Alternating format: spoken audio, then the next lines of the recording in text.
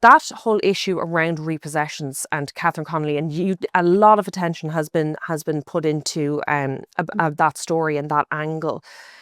Do you think that that has benefited Catherine Connolly more or Heather Humphreys more? I mean, it was a very clear attack line from Fine Gael, and we saw that video that went out that they used, and they've been criticised for putting that out, and the Fine Gael ministers were out then on Wednesday saying, no, this isn't Trumpian, this isn't what this is at all, and some people then calling this a new low in Irish politics. But from my point of view, it almost feels like it's given Catherine Connolly and her supporters this extra bit of oomph almost in the campaign, saying, well, look, this is my job. And especially when the Bar Council comes out and defends barristers in general, and Jim O'Callaghan also coming out and defending barristers in general, it really strengthened, I thought, her side more than weakening in what I think Fine Gael would have hoped.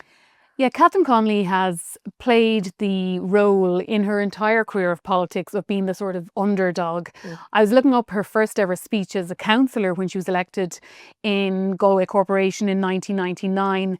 Her first words as a councillor in that council centre in Westside were, "I was a most reluctant candidate." She didn't really see a career in politics for herself.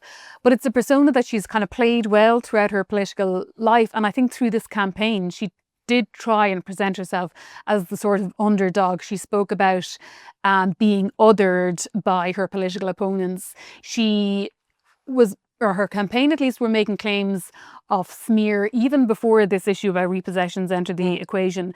So they were sort of building up this immunity against criticism or questioning, no matter how legitimate that might have been. And I think this particular controversy around repossessions really played into her hands in that persona that she has created. And for her supporters, I think it only reinforced their support for her, caused them to kind of galvanise more around her. They saw this as a direct attack. Now, what Fine Gael were probably trying to do is to see if they could chip away at the support base amongst the left who have been very vocal about the role of the banks, the vulture funds, how they, describe them as, fat cap bankers, all this kind of language during the financial crash.